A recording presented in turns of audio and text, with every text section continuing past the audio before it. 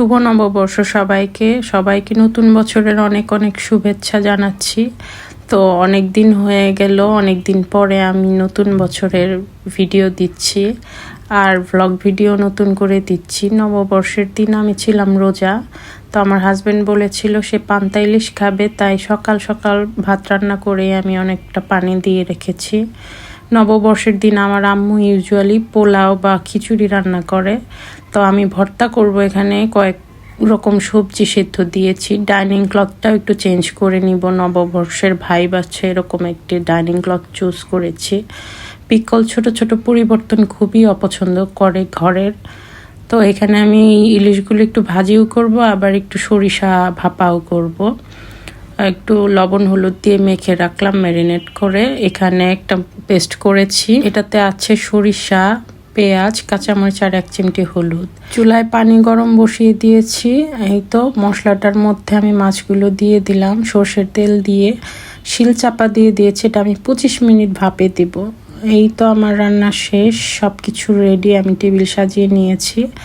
এখানে আমার ইফতার এবং নববর্ষের 2 খাবারই। তো আগের দিনের একটু লেফট ওভার বিরিয়ানি ছিল, আর পান্তা ইলিশ, বিভিন্ন প্রকার ভর্তা, শুটকি, আলু, মিষ্টি কুমড়ার ডিম এবং ভাপা ইলিশের পদ। তো সব কিছু মিলিয়ে মোটামুটি ভালোই হয়েছে। আমার হাজব্যান্ড বলল রান্না মজা হয়েছে।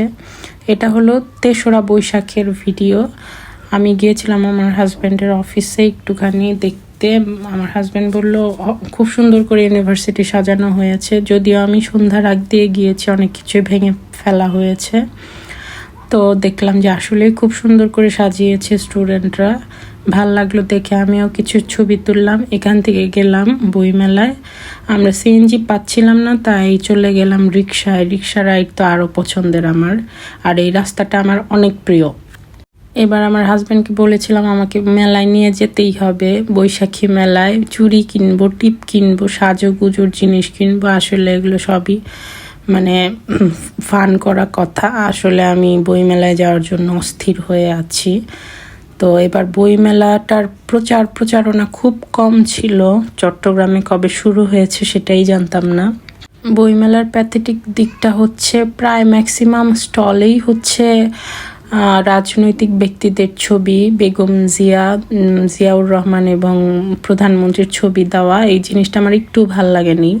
অনন্যার মতো এত বড় একটা প্রকাশনীতে মানে বড় বড় করে তাদের ছবি দিয়ে রেখেছে, আবার বিভিন্ন জিয়া স্মৃতি স্টল, এগুলো আমার কাছে খুব আরোপিত লেগেছে।